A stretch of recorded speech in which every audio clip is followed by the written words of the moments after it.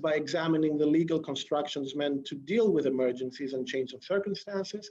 Then it will continue with a more procedural approach, discussing issues such as emergency arbitration, summary judgment, etc.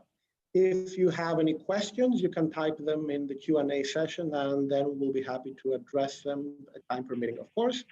The first speaker, so it's time to move on to the first speaker, who is Roland Ziader. He's a global co-head of international arbitration and Linklaters, member of the Paris, New York, and Beirut bars, lots of experience, commercial and investment arbitration cases, and he has acted as arbitrator in over 50 arbitral proceedings. He's the president of the ICC France Committee on the Selection and Appointment of Arbitrators, and ranked many times in GAR and Who's Who Legal, etc., etc. He will start the process of analyzing the different constructs that exist with respect to emergencies in substantive law. And Roland, you have the floor. Thank you very much, Stavros.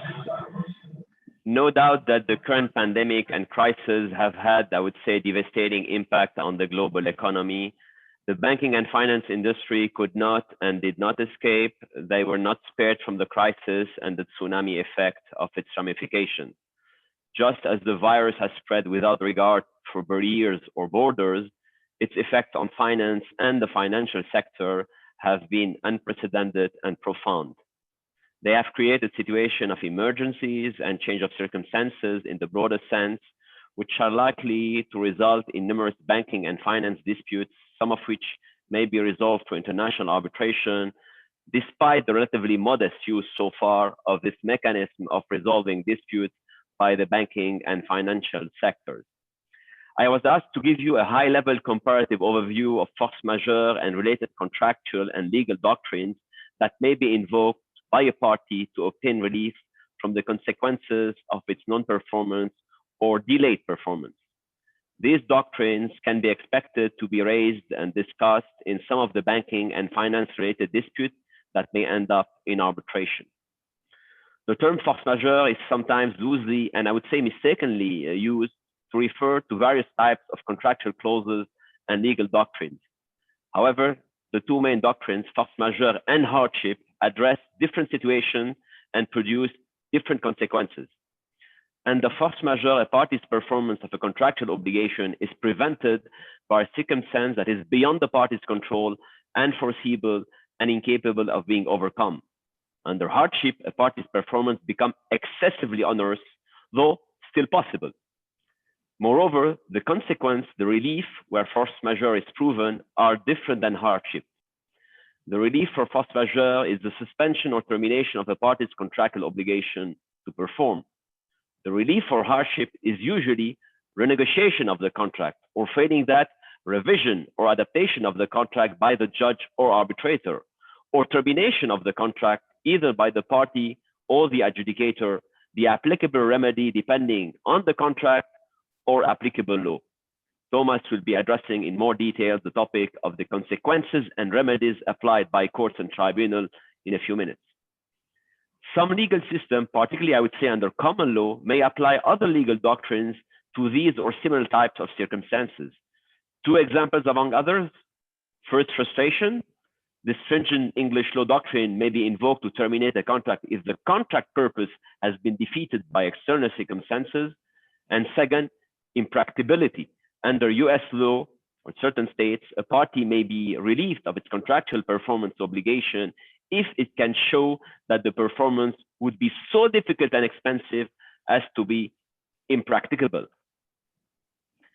It is important for any party to a pandemic-related dispute or any emergency systemic crisis to both carefully review the applicable finance document and investigate more generally which legal doctrines may possibly apply. Where a force majeure or hardship defense is invoked by a party, the parties may end up debating whether the party invoking such doctrine is entitled to relief thereunder, and even so, to what extent it is entitled to such relief.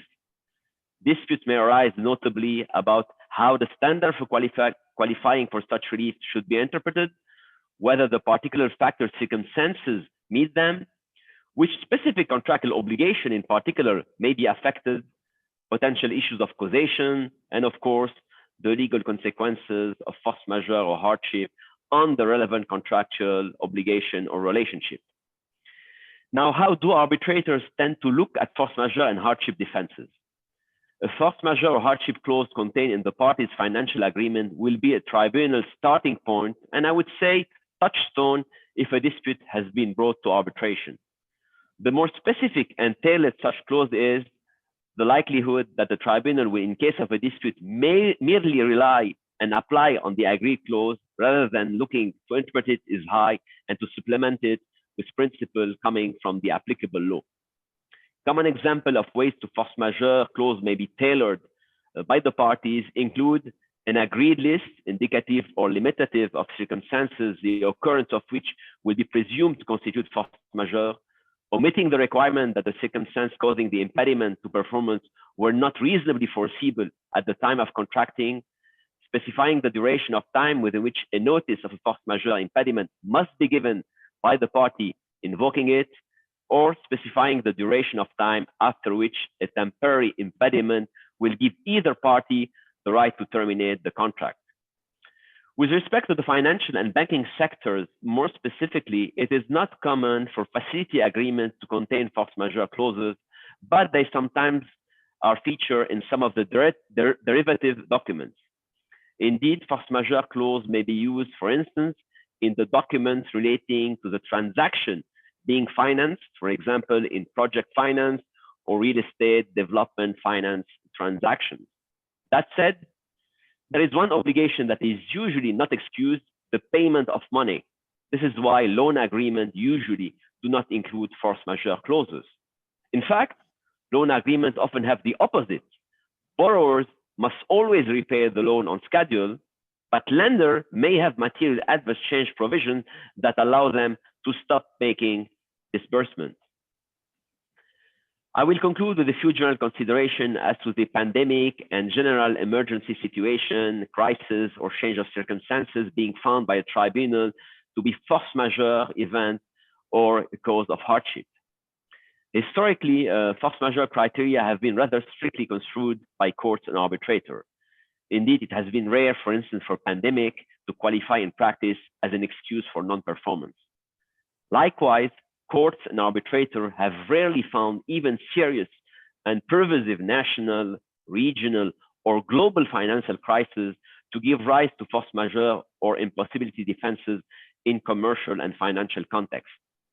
For example, in a 2011 decision, a US federal court in Atlanta, Georgia, rejected defenses of impossibility and impracticability and force majeure raised by Wachovia Bank, which had unilaterally canceled its alliance agreement with the provider of credit debit card charge processing services, and which Wachovia tried to justify in light of the 2008 financial crisis. The court found that the financial crisis did not objectively prevent Wachovia from continuing to perform its obligation and considered the change in the economic banking environment as something that could be foreseen and accounted by the parties' agreement. Another example is a 2012 UNCITRAL award rejecting force majeure and frustration defenses asserted by a party that had declined to go ahead with listing a company on the Karachi Stock Exchange as per an investment funding agreement on the ground of the effect of the global financial crisis and terrorism incident and unrest in Pakistan. The tribunal considered that although there was an unstable and stressful context in Pakistan at the relevant time, other companies continued conducting business and new stock exchange listing, and thus performance under the contract was not impossible. Cases like these give you an idea of traditional impediment to such defenses in financial transactions. That said, the cases are likely to be highly specific, and depending on circumstances, an emergency situation may be found foreseeable or not, and to prevent or not the performance of a particular contractual obligation, supporting or not a finding of force majeure. Given that establishing hardship is often less onerous than proving force majeure, it would seem even more likely that the pandemic or similar emergency situation or crisis will be found in certain cases to constitute hardship, assuming it has not been implicitly or explicitly excluded. Finally, and to conclude, parties should nevertheless keep in mind, before taking a dispute about the invocation of a force majeure or hardship defense to arbitration, that international arbitrators are also likely to realize that certain parties may attempt to take advantage of an emergency crisis to obtain relief from a contractor deficiencies or delays in performance not actually or directly caused by the crisis, or may seek to avoid the force of an assumption of risk of the change of circumstances, or seek to expand the legitimate request for relief beyond the scope of the contractual non-performance in order to cover other areas, or even seek to rely on these doctrines to excuse an exit from contractual relationships no longer as attractive as they were in the pre-crisis environment for reasons other than prevented performance. No doubt this will be an interesting space to watch in the coming months, and both the shutdown and resumption of the economic activities are likely to result in disputes relating to the banking and finance sectors and issues that are likely to be extensively debated before state courts and arbitral tribunals. Thank you. Thank you very, very much, Roland, for this presentation. Let's move on to the second speaker, who will basically touch upon what Roland started discussing. Essentially, he will discuss, among other things, the consequences of the different legal constructs, such as force majeure and hardship, with respect to issues of damages, contractual performance, etc., etc. The second speaker is Thomas Bevilacqua. He's senior counsel at the Garavi. He has 20 years of experience, among other, in the field of commercial and investment arbitration, as well as litigation in support of arbitration. He has served as arbitrator as a number of cases. He has also been distinguished in numerous awards, such as Best Lawyers in France, etc., etc. And he has also mastered the field of arbitration as well as tax law. As I said, he will discuss consequences on the different legal construction with respect to emergencies. Thomas, the floor is yours. Thank you, Stavros, and thank you, Roland. So I'll try not to repeat what Roland has just walked us through. I'll try to be more the continuation of the story and focus on the consequences and remedies in general, which could include maintaining the status quo, temporary reprieve from performance, cancellation of the contract, adjustment of contractual terms, so on and so forth. Starting with force majeure, typically, I would say a majority of the cases arise under contractual force majeure clauses rather than under state law. As we've seen a few moments ago, the notion relates to the occurrence of extraordinary events, which are defined again either in the contract or in the law, typically referring to war, civil unrest, apocalyptic, climactic events, serious labor unrest, acts of God. The events need not be permanent, and what they do need to be, however, is external, that is not attributable to the fault of the debtor of the obligation, unpredictable in that they must not have occurred before entering into the contract, and they must be irresistible. Now, classically, they must render performance impossible, even if only temporarily, though economic impossibility, economic impracticality and other shades of notions of impossibility, which are something other than metaphysically literal, are gaining ground. And the consequence is that force majeure, hardship, and a couple of the other doctrines that Roland mentioned, frustration, impossibility, are tending to bleed into one another. In particular, helped along by the fact that sometimes the clauses are hybrid clauses and deal with the notions in a not necessarily discrete fashion. Also helped along by the fact that there are a number of soft law and other international instruments, Unidroit, the Vienna Convention on the sale of goods, and other international instruments, the ICC and other institutions propose hardship and force majeure clauses, all of which tend to have an effect of merging to some extent these different notions. Now, the consequence of force majeure is that it frees parties classically from liability for any obligation to perform going forward for so long as the situation exists. During that period, no claim of breach of contract is possible. Monetary damages and specific performances are generally also not permitted with respect to the period when performance is excused.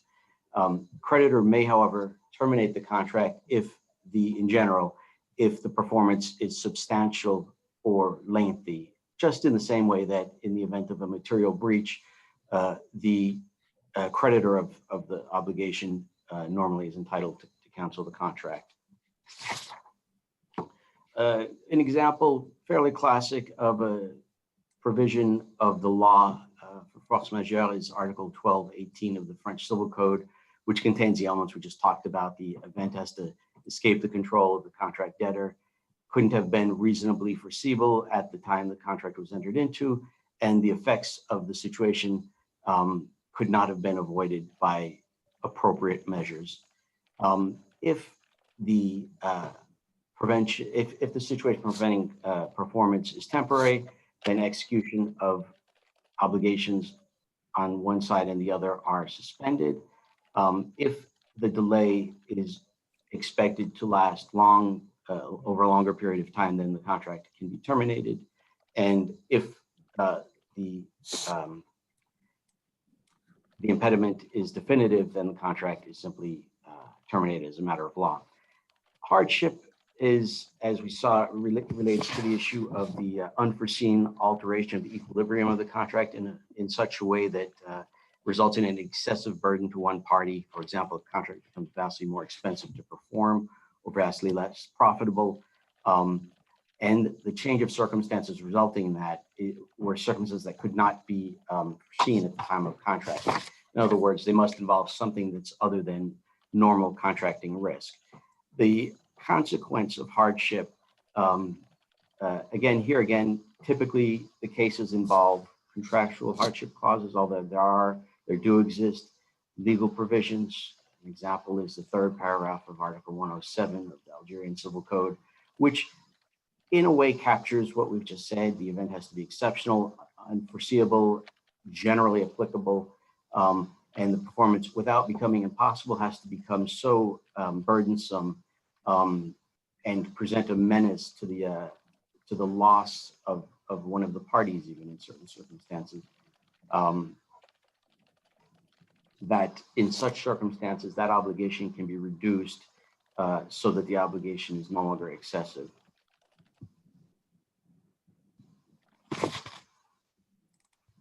As I said, the number of international standards now have, I should also say, one more exceptional type of clause that we sometimes see in the case law is what's called a hell or high water clause, which is essentially the opposite of what we've been talking about. It's a clause in which a party contractually engages to make its performance absolute and unconditional. These clauses can raise issues as to whether or not they're enforceable, but they have been found repeatedly to be enforceable when entered into among contractual sophisticated actors. They're very often found in the technology sector because oftentimes our sub-licensees receive guarantees that the licensee already had, so it just passes on to the sub-licensee. But just wanted to point that out. We'll actually come across a case in a moment that enforced the hell or high water clause. Some of the more soft law standards or other places where you can find force majeure and hardship clauses, the Unidroit, Article 7.1.7 force majeure and 6.2.3 for hardship. They don't really innovate beyond what we've just said. The ICC, as I said, has clauses.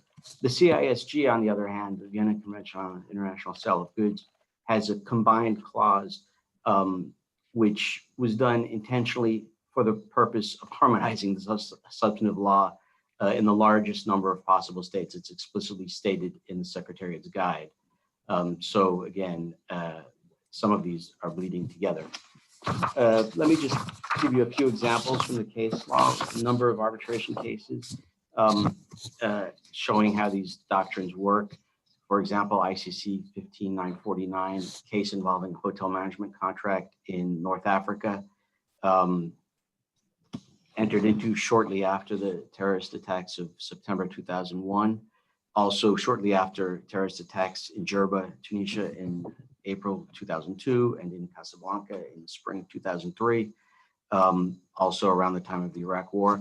The tribunal found that essentially there was a collapse in the tourism industry, and that was a situation of force majeure that allowed one party to suspend its performance, actually allowed both parties to suspend their performance under the contract.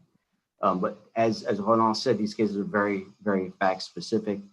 Another case that you might just note down for those who are doing some research on this, ICC 19566, a case involving mining, where, as you know, precious metals, mining, you need water. And when there's a drought, you can't mine. And so contract to provide a precious metal, there's a drought, that constitutes a force majeure situation.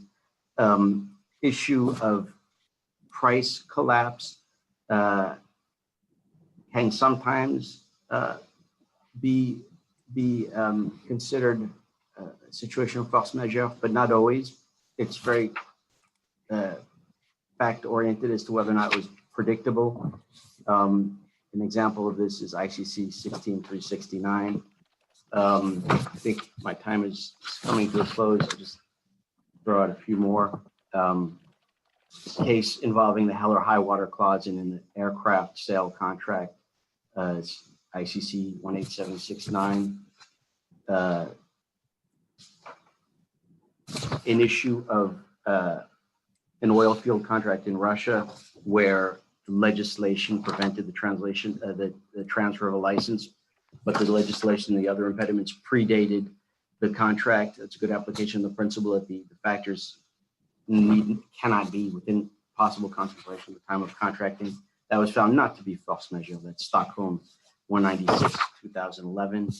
From the Icdr, there's a good case from April 20th, 2016, involving publication of Forbes magazine in Ukraine, involving the impossibility to perform because of sanctions. Their sanctions were found to allow for a defense of force majeure. Very quickly on hardship, there's another good case out of the Icdr, which is from October 12th, 2010. And this case involved three defenses: changes in market conditions, cut in demand, and the impact of the recession. And this all contract was entered into shortly after the financial collapse of 2008. And under those circumstances, those changes were found to be within the reasonable contemplation. And so no hardship under that fact pattern. And I apologize, I covered a lot of ground probably faster than I should have, but that brings to a close my presentation. Okay. Thank you very, very much, Thomas. I have a couple of questions, but I'm gonna refrain because I want to give the other speakers a chance to present and have ample time to show us their findings. And maybe we'll have a Q&A session at the end.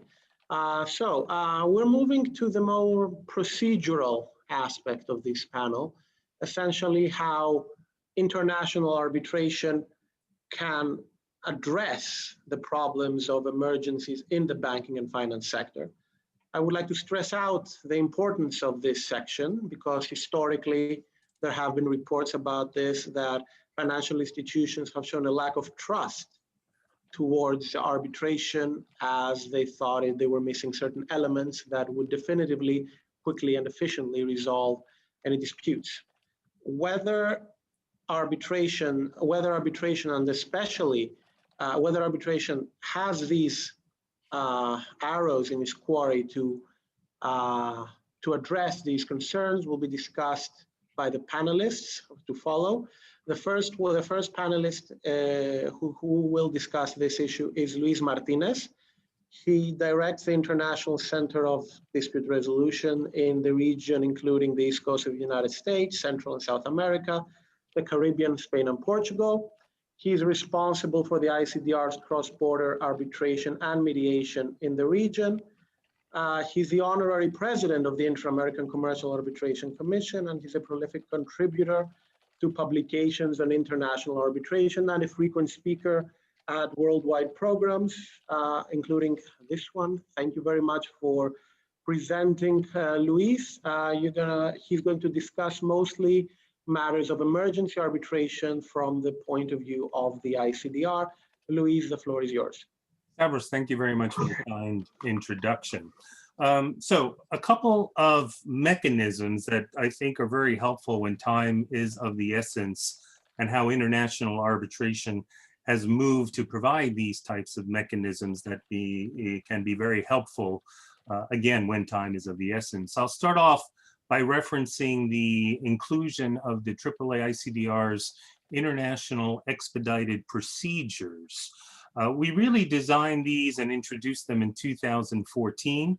Again, when we did that revision, there were a couple of goals, transparency being one of them, incorporating best practices another, but really addressing the time and costs which our users in the post-arbitration receive surveys, and we asked them for some feedback regarding the process. And time and costs was always a concern that jumps out at us, and we've done our darndest to try to address those with these two mechanisms that I'm going to cover right now.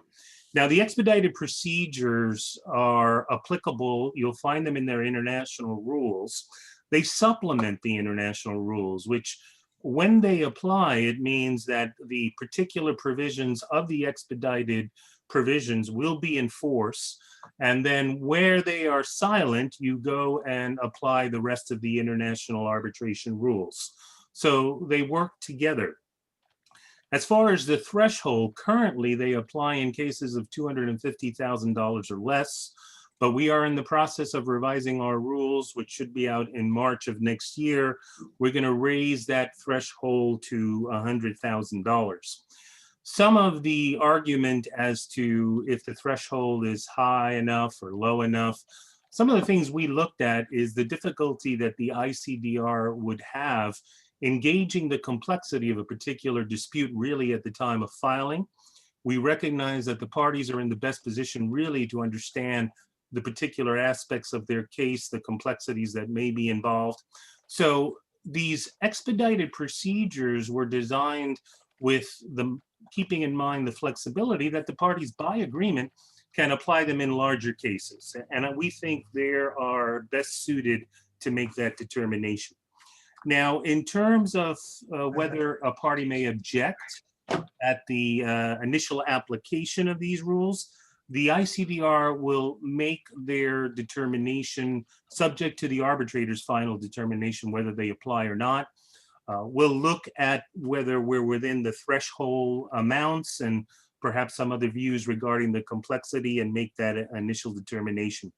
And consistent with the goals really of efficiency that we're trying to achieve with these expedited procedures, if later on a claim or a counterclaim may amend it to bring it beyond the threshold, these procedures can actually continue. We didn't want to have any artificial inflations really to deviate from the fact that we wanted these expedited procedures to apply when they fall within the scope of what we had designed. Now, some of the differences here when you're using these expedited procedures, first it starts off with, we're going to be looking for detailed submissions. We're going to be looking for specificity regarding the claims, counterclaims, what is the evidence you intend to rely. And this is really different from our standard international arbitration practice, where the issue of what information to provide at the time of filing is up to the actual practitioner. They can actually file a case just by completing our demand form, providing a copy of the arbitration clause and a brief statement of facts, because as the case progresses later on, the arbitrators at the procedural conference will ask the parties to supplement that. But for the expedited procedures and the accelerated track we're on, the arbitrators, he or she, really need to have a better understanding of the issues before them, because they may be called upon to make some initial procedural determinations. So we do ask for greater information and detail at the time of filing. Now, the arbitrator appointment is accelerated. It has an accelerated time frame. The parties have the option of agreeing to an arbitrator. If not, it is a sole arbitrator. We have a list method that we employ. We send the parties 5 names. We ask them what are the qualifications for the arbitrators they're going to be seeking, nationality, expertise, etc. We'll send them the 5 names from our international panel. If they can agree, fine. If not, they can strike 2 of the 5 names, and then the remaining 3 names, they number in the order of preference. They do not exchange the list. They send it back to the Icdr, and we in turn will go through that and invite the arbitrator that has the lowest combined number, which reflects the highest mutual preference of the parties. They'll obviously have to clear conflicts, make any relevant disclosures. Once we get through that process, they are officially confirmed. And we move to a procedural conference, which is done 14 days from the completion of the appointment process. That's normally done in the past telephonically. Now with COVID, obviously, in the increase in use of virtual hearings, we're doing them virtually. In fact, it has made it easier. And we'll have this virtual conference, which is really procedural and scheduling. We'll discuss the options of how they want to proceed. Typically in these cases, our idea is that we're going to offer the option of proceeding on documents only. In fact, if it's a lower threshold amount, 100,000 or less, that is the presumptions. And if they are proceeding on documents, they have to complete the document exchange within 60 days from the issuance of the procedural order. If there's a hearing, which in the past that was generally discouraged, again, made easier now with the virtual conferences, they must have that hearing within 60 days from that procedural order. So the 2 tracks, proceeding on documents or proceeding with the virtual hearings, tend to run at the same time frames. And then these procedures are closed after those final dates for the hearing or the submissions are completed. And the award is due within 30 days from that date of closing or final submission. Prior to the expedited procedures, by the way, of the 2014 revisions, our awards were due promptly. There wasn't a time frame. Now we're on the clock, and it's 30 days on the expedited track, and it's 60 days on the regular track. So if we map these out, these cases tend to run, or supposed to run, with the objective of 135 days.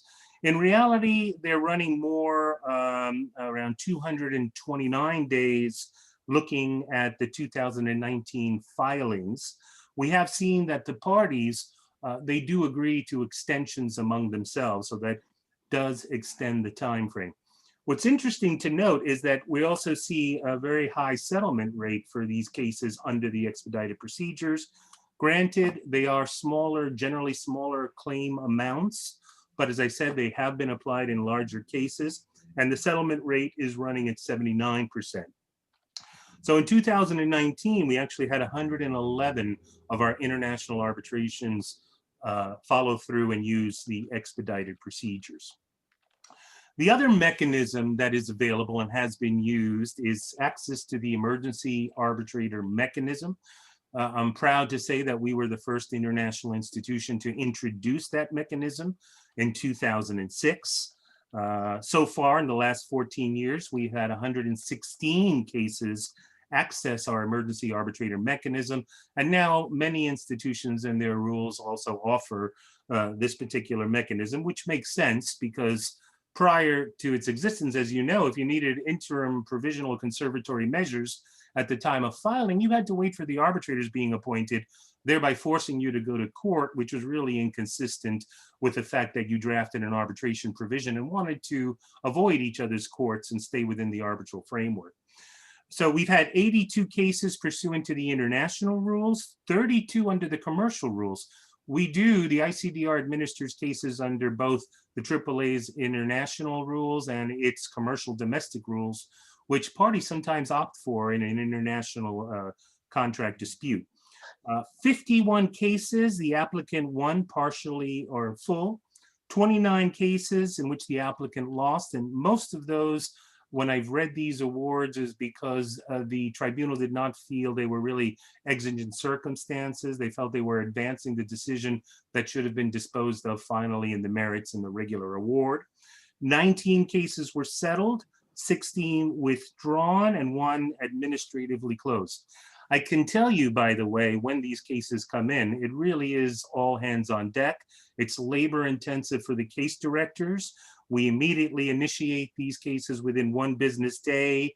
We reach out to an arbitrator to make sure that they are available for the next 2 or 3 weeks to really dedicate themselves to the needs of these particular cases.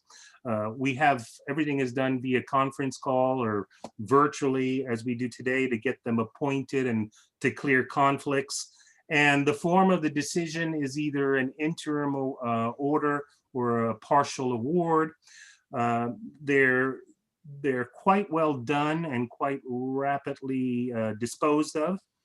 Some of the nationalities of arbitrators we've had for these cases, we've had Belgians, Brazilians, Canadians, Chileans, people from the United Kingdom, Singapore, Switzerland, and of course the United States. The industries that have accessed these particular mechanisms: construction, technology, energy, medical equipment, sports, entertainment, financial services, online services, and aerospace.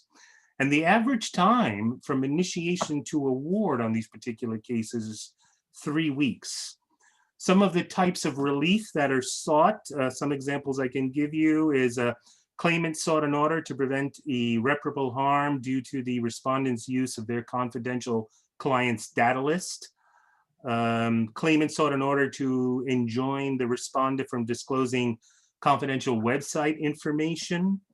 There was another order where a claimant wanted the respondent to be prevented from removing expensive drilling equipment in an oil and energy case pending the outcome of the arbitration. And in a financial case, claimant sought an order to keep the status quo regarding financing for a project. As far as the standards that the arbitrators typically look at, the international rules do not provide specific standards, but we do see some of the verbiage used from the UNCITRAL model law. Some of the things that they look at is 5 standards that should be met is the prima facie analysis of the jurisdiction, prima facie establishment of the case, urgency, imminent danger of serious prejudice, necessity, and proportionality. So those are tools that are extremely important, I think, when time is of the essence. You can access these and really dispose of some emergency measures that you need right at the outset. I'll leave it there for the moment, Stavros. Thank you. That is fantastic. Thank you very, very much. We already have our first question, which we will address at the end because I want to move on. The next speaker is a fellow Greek, Marili Paralika. She's partner at Field Fisher Paris.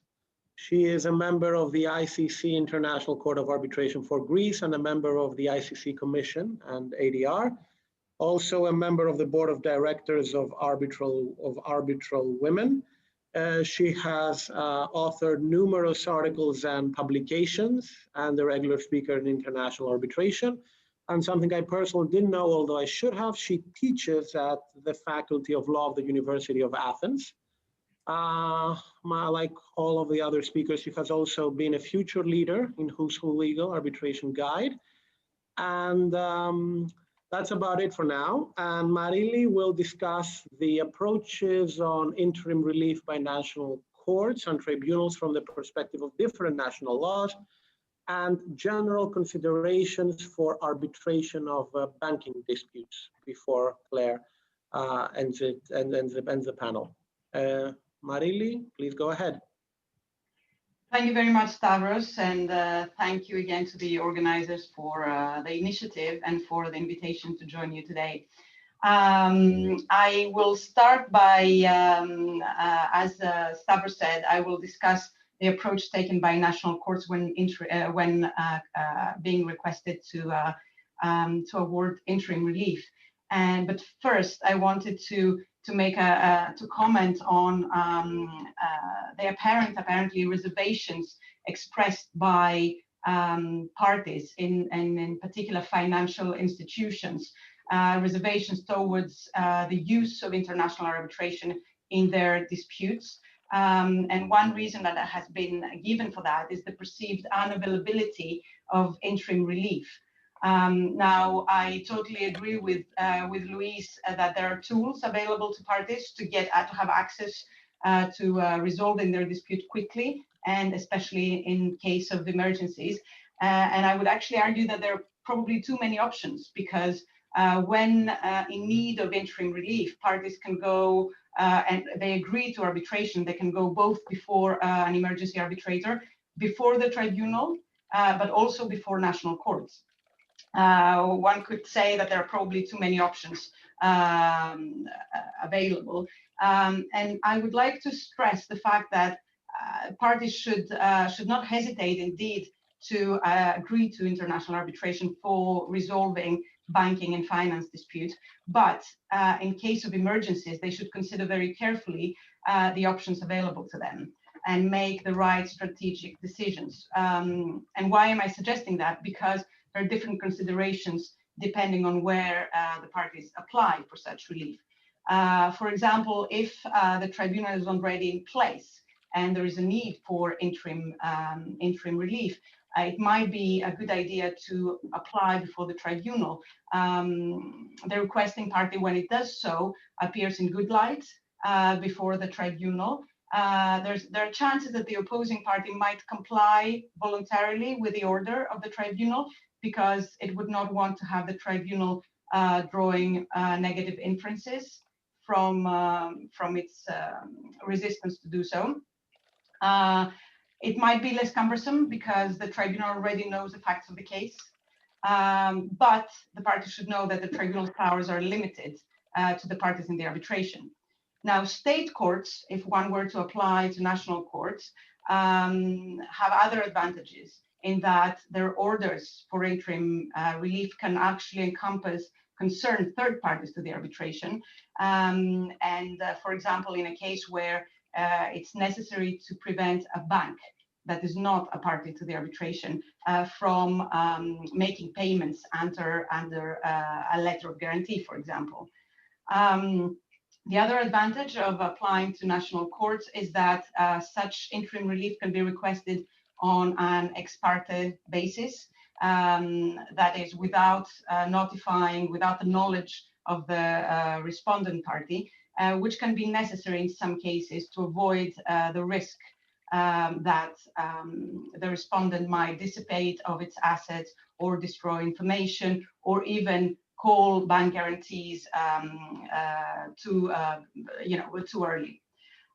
Or, for example, when attachment of property is needed, again, going to national courts might be more efficient. And of course, I won't go over the emergency arbitration provisions possibility. As Luis said, this is a very efficient tool and can prove very useful for parties in the arbitration. Just going back to the national courts, of course, I wanted to make a bit of a small disclaimer here that the power of national courts to award interim measures, of course, depends on their own national law. And it's true, whereas it's true that most arbitration laws permit national courts to intervene and grant interim measures in support of the arbitral process or during the arbitral process. There are a couple of exceptions where this is not possible. For example, in Italy and in Argentina, the law provides that only local courts can grant provisional measures, but not the tribunal. So concurrent jurisdiction is not always available.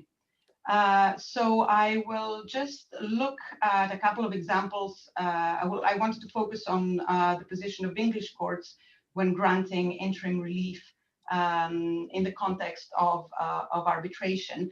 I found that interesting because many contracts in the banking and finance sector are submitted to English law or provide for arbitration based in London. The London as the seat, and so English courts have had the opportunity to deal with requests for interim relief in this context. Now, the first comment I wanted to make is that English courts are actually constrained to some extent by the Arbitration Act of 1996, the English arbitration law, from intervening in arbitration. And this is allowed only when the tribunal cannot act to grant interim relief, and then only to the extent necessary. For example, if an arbitration is conducted under some arbitral institutions rules that provide for emergency arbitration proceedings, parties are able to access interim relief prior to the formation of the tribunal by the national court, by appointing an emergency arbitrator. In that case, it is very likely that English courts might deny ordering the requested interim relief. But English courts have been willing to accept jurisdiction to award interim relief when either the tribunal cannot grant the same relief. For example, as I said, when the relief needed and requested concerns third parties, or when the relief to be awarded by emergency arbitrator or by the tribunal would not be as effective.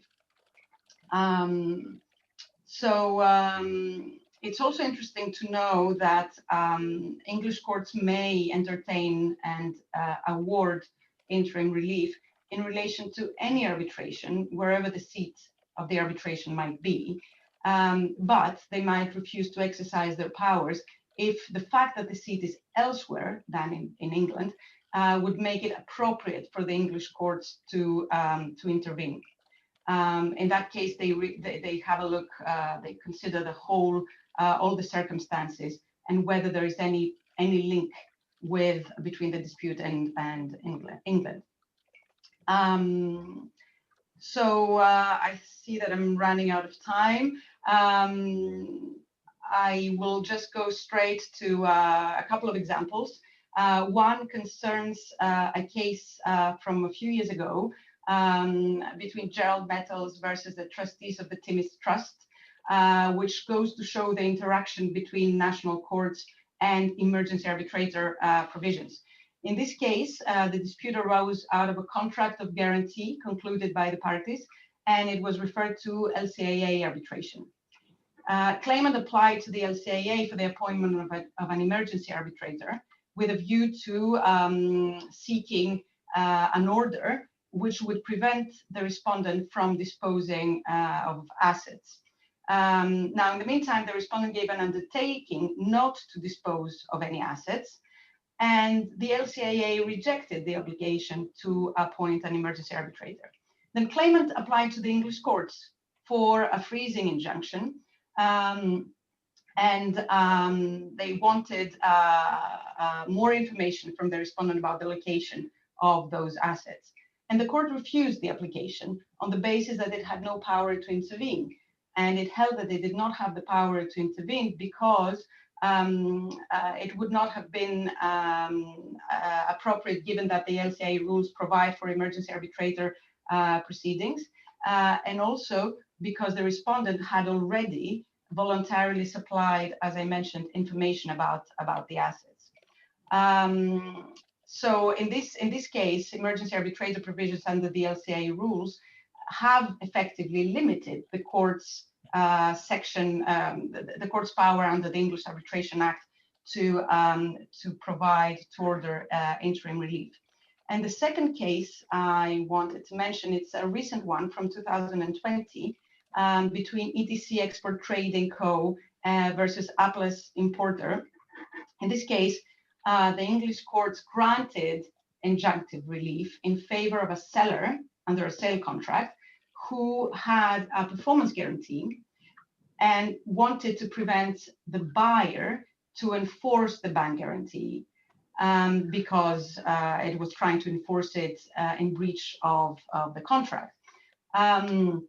Now, the seller's application for this injunctive relief was made without notice to the respondent, accepted it because it recognized that it was necessary to be made ex parte in order to avoid a real risk that the performance guarantees would be called and paid and leading to a substantial loss.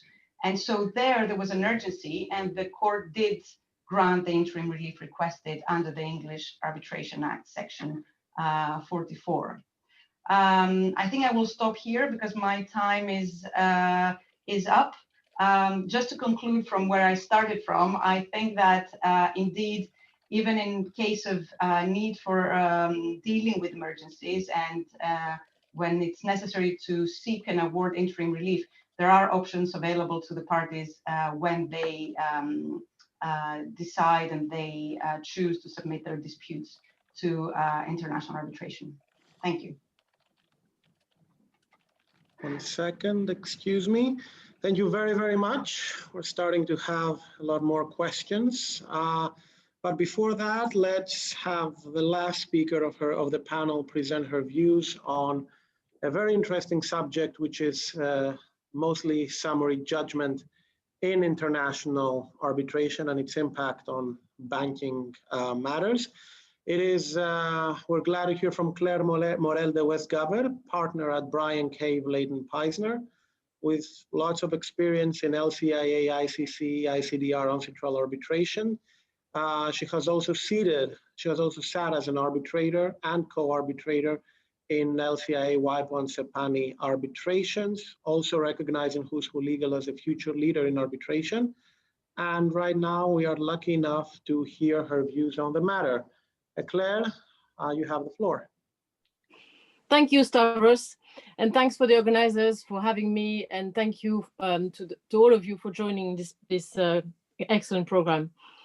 So I wanted to address the general theme of this panel through a specific angle, which is the summary disposal angle, sometimes called early dismissal or summary judgment in international arbitration.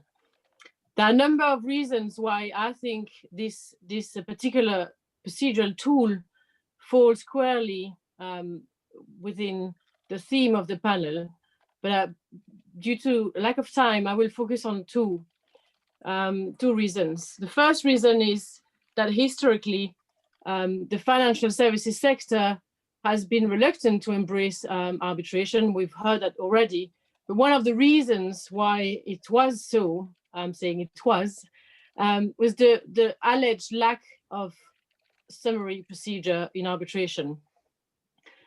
Why is that so? Why are stakeholders in the financial and banking industries so interested in this procedural tool? The reason for this is that financial disputes often turn on a very simple factual question, which is a sum of money due? This is the case for loan agreements and guarantees, for example. Generally, these disputes do not require an extensive analysis of evidence, and they can be resolved so swiftly. And therefore, the party who's seeking to enforce that financial instrument, for example, a lender, is obviously not interested in a process that does not allow them to cut to the chase. And they're not interested in a process that will force them to go through the entire procedure to get a decision on this very simple factual question: is this sum of money due? That's the first reason why I think this subject is interesting for finance and banking disputes. The second reason is that in the last 10 years or so, a number of institutions have amended their rules to now include an express provision in their rules or for the ICC in their practice notes on that very procedural process. Again, I don't have time to go through all of them, but just a few examples. SEAC, it's Rule 29. We've got the SCC, Stockholm Chamber of Commerce, who's got Article 39. As I said, the ICC rules, that provision is not in the rules, but it's in the practice notes. That's in section C of the ICC guidance note. Mention also the Article 43 of the Hong Kong International Arbitration Center. And last but not least, the brand new edition of the LCIA rules that came into force on the 1st of October 2020, which now includes that express provision for an early determination of claims, defenses, counterclaims, cross-claims, which are either manifestly outside the jurisdiction of the tribunal or inadmissible or manifestly without merit. That's new Article 22.18 of the LCIA rules. Now, instead of analyzing all those provisions, I propose to discuss some high-level considerations that one might want to keep in mind when applying for or resisting a summary disposal application or motion, or when ruling on such a motion as an arbitrator. I also propose to spend a few minutes, if I have the time, to reflect on the impact of the pandemic on related restrictions on the issue of summary judgment.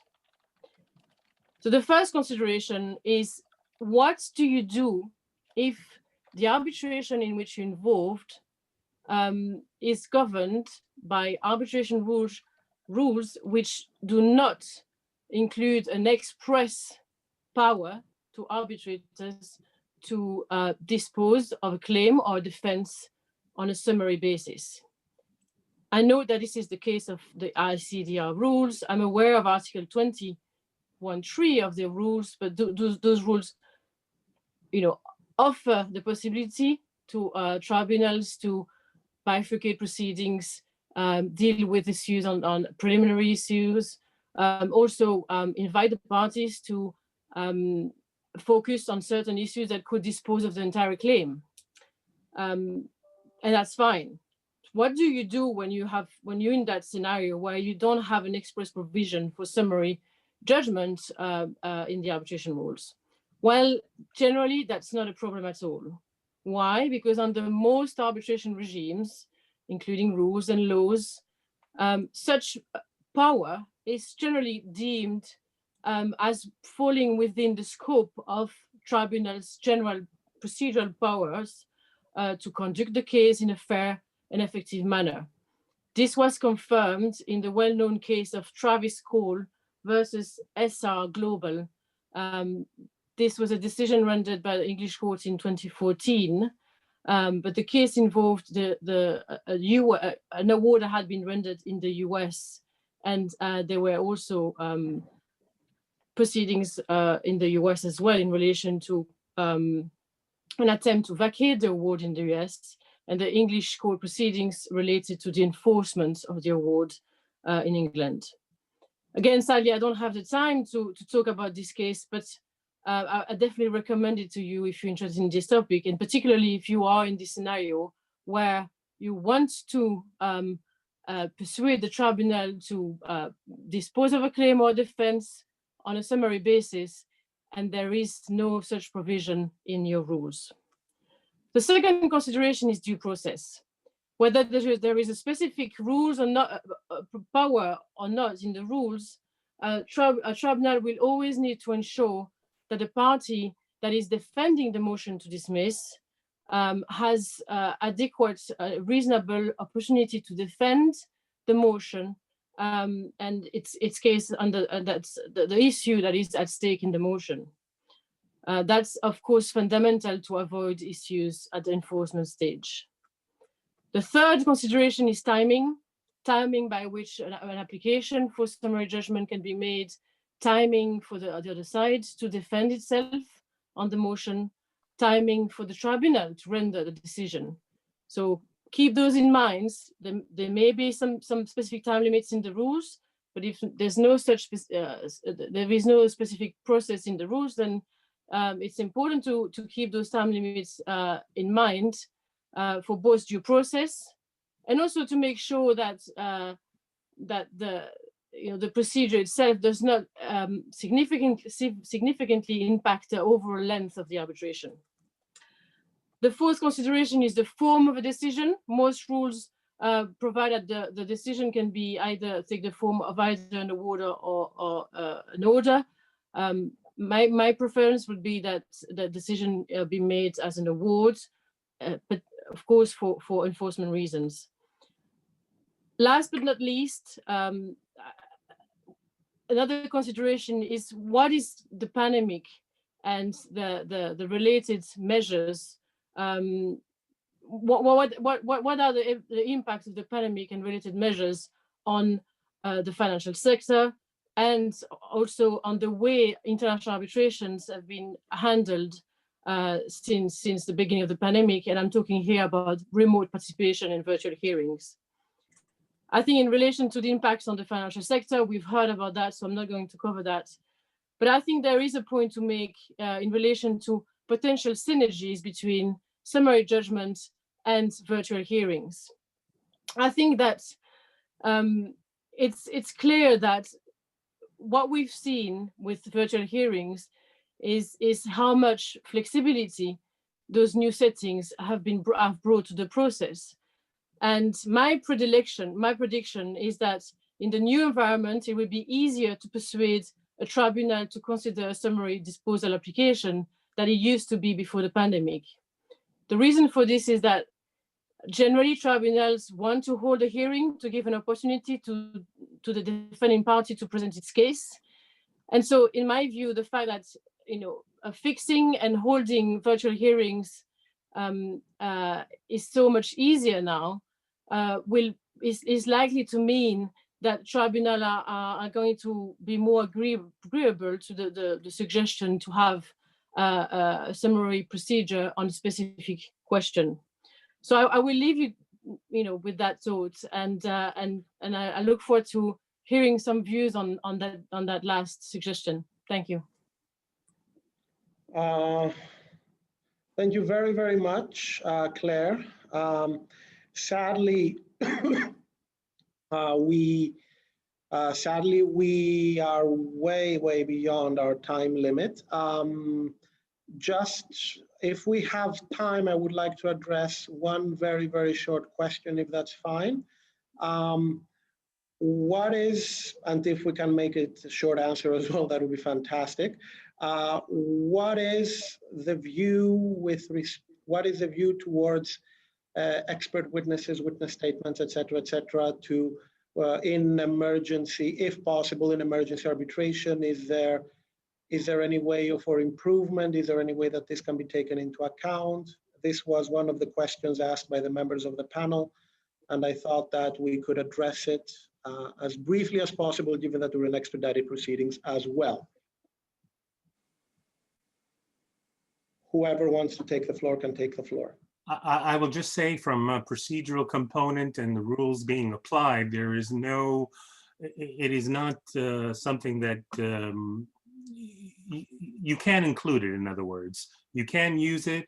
We don't really see it in the expedited procedures, but as I said, the expedited procedures are read with the international rules. The international rules allow it, so it is a possible mechanism.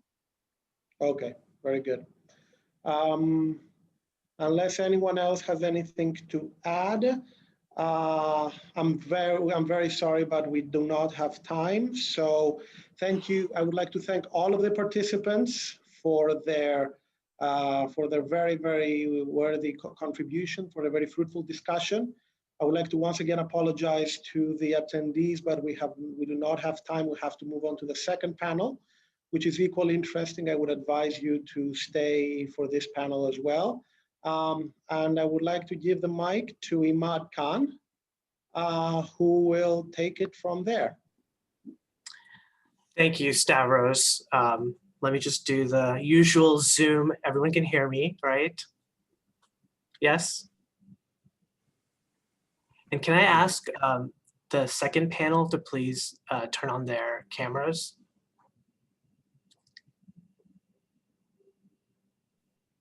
Great, thank you so much.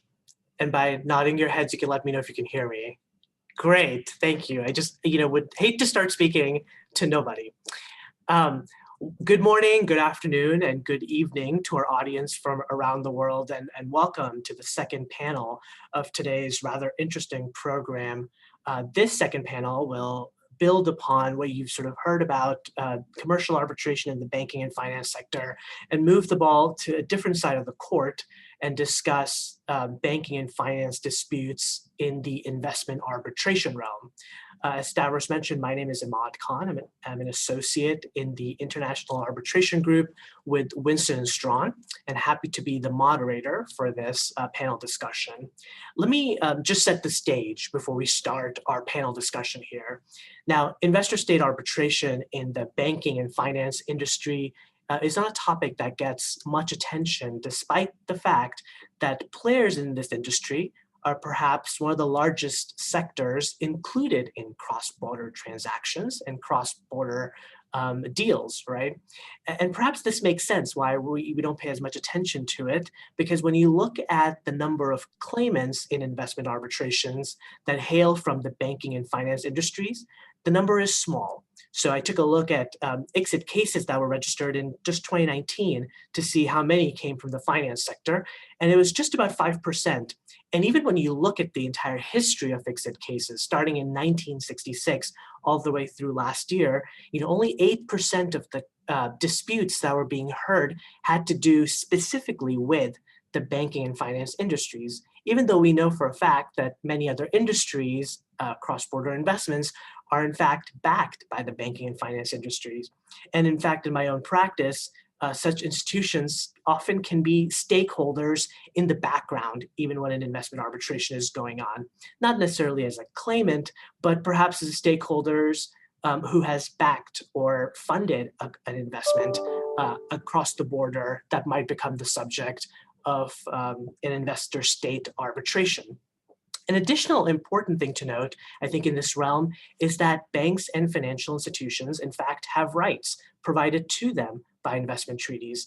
If you look at a number of investment treaties that are out there, you'll see that investment is defined to include bonds, debentures, other debt instruments, as well as loans, which of course implicate this particular industry. You'll find this definition in the Model USBIT. You'll also find it in the more recent investment treaties like the USMCA or the CETA treaty with Canada. And so certainly the industry is implicated. So one of the objectives of, with this backdrop now that I've put at play for this panel is to highlight for you, the audience, the rights that banking and financial institutions may have under investment treaties by providing an overview of the types of disputes that might be ripe for an investor-state arbitration, as well as discuss the types of claims that we might see in this particular industry or pertaining to this industry. And then, of course, we need to take into account the context in which these disputes arise, which implicate the state side and what's happening on the state side of things. And so we'll also discuss defenses that states may have with respect to these types of disputes. So the way we've structured our panel today is to have short presentations by our rather esteemed group of panelists. Each of them will make a short presentations walking through some of these issues that I have just flagged for you. And after each of these presentations, we'll spend a few short minutes listening to commentary by our co-panelists, or if you have any questions that arise during a presentation, I will keep my eye out for that, and we'll be more than happy to flag it for our panelists to hear their insights. And so with that, I'll like to pass the mic on to now Gerard Meijer, who is a partner with Linklaters in Amsterdam, who's going to provide us with an introduction and overview of the type of investment disputes that implicate the banking and financial institution. So with that, Gerard, all yours. Thank you, Imad, for the introduction. Do you hear me well? Good. In my presentation, I will lay the groundwork regarding investment arbitration in the banking and finance sector. My colleagues will focus on more specific aspects. The banking and finance sector is not as quickly associated with investment arbitration or arbitration in general as, for example, oil and gas. However, the benefits of investment arbitration are clear. Think of a neutral forum and of the international enforceability of arbitral awards. These benefits make banks and financial institutions increasingly interested. This is also apparent from the latest Icdr statistics, which show a growing percentage, although still low, a growing percentage of disputes from the financial sector. Does this mean that protections afforded by investment treaties are readily available to banks and financial institutions? The answer is it depends. In order to assess whether a bank qualifies as a protected investor under an investment treaty, the analysis generally starts with the ordinary meaning of the definition of investor in the relevant treaty. There have been at least 13 investment arbitration cases in the banking and finance sector where the question of who qualifies as a protected investor was important. In some cases, the question of protected investors regarded the question whether the investor was actually a foreign investor and not a non-protected domestic investor. Arguments have also been raised regarding the viability of a claim where the claimant party was controlled by a state and not a private investor.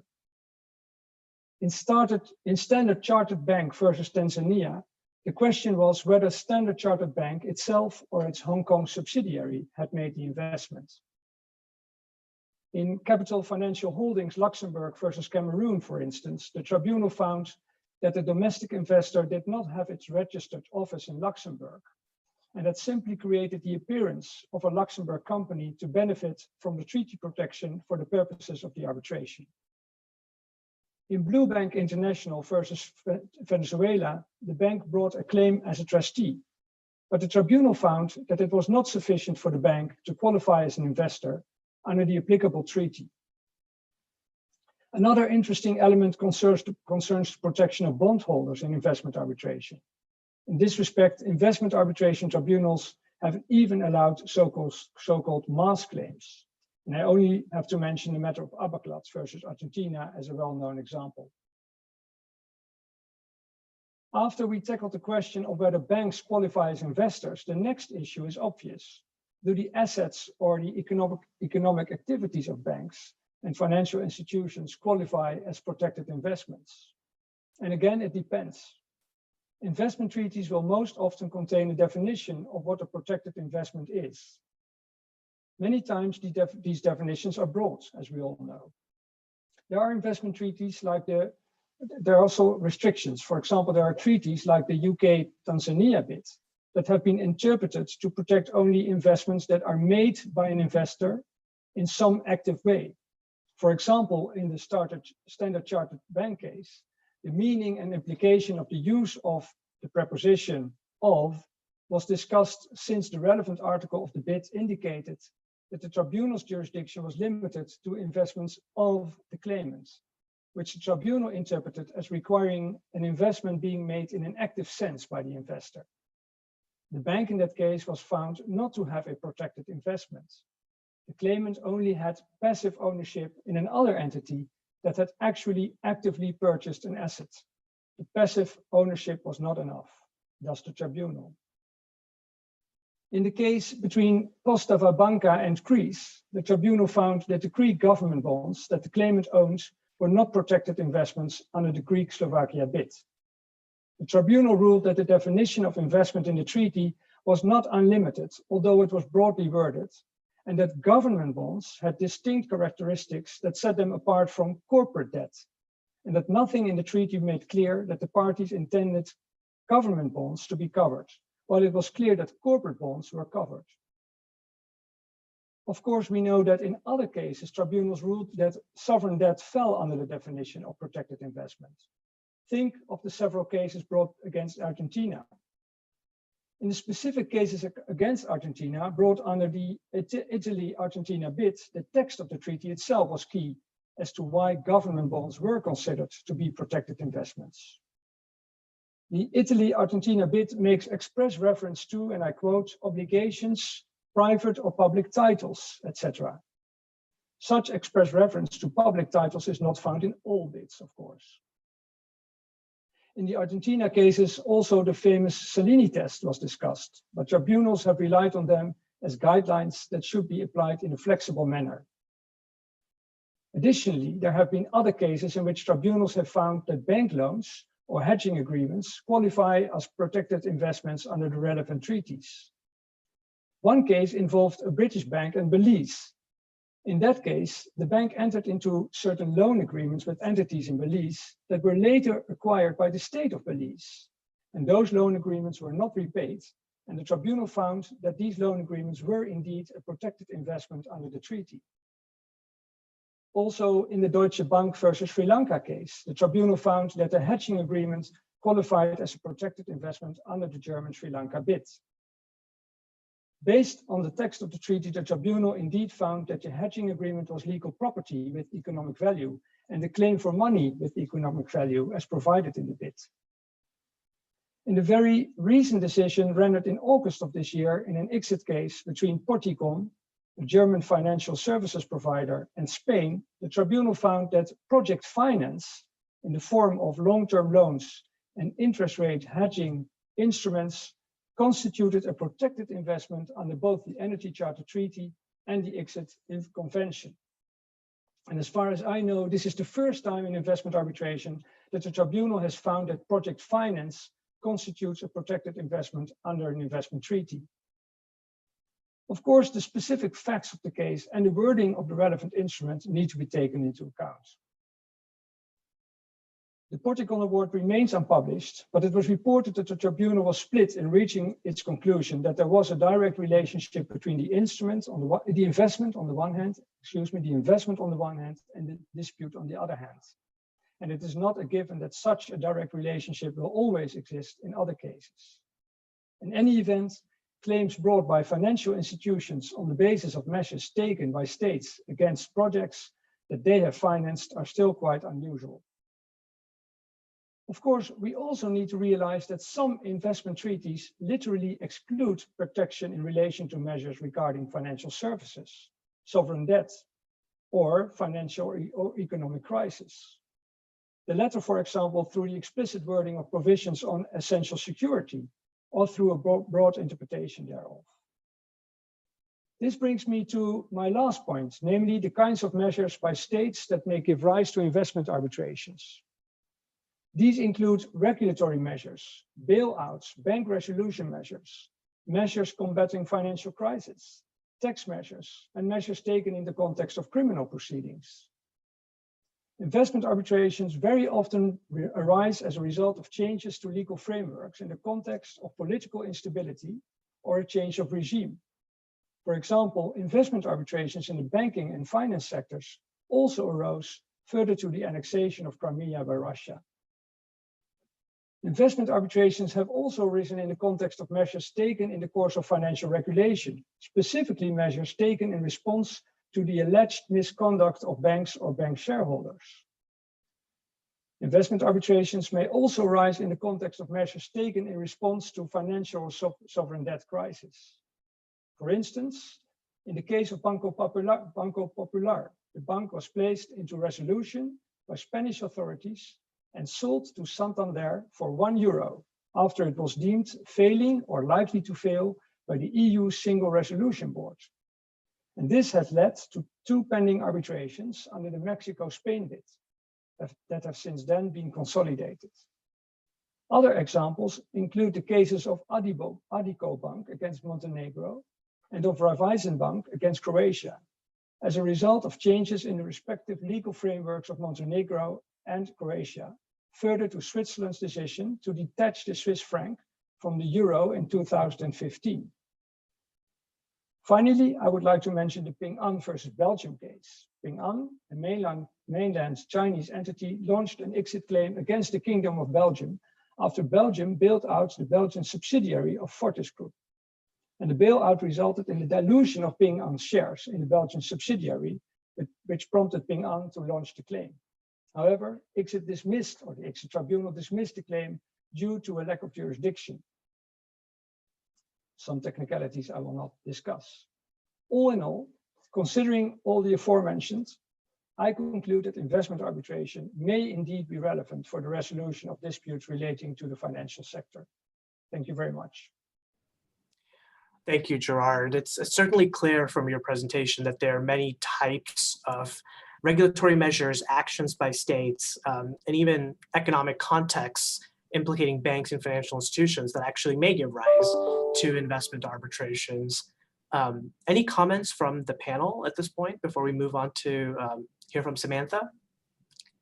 Well, then in the interest of time, I think Samantha will give us a bit more detail discussion of one of the types of disputes that we've seen a lot in the investment arbitration sector, specifically sovereign debt default, as a particular example of circumstances that may give rise, and have, as many of us know, given rise to certain investment disputes. So Samantha, all yours.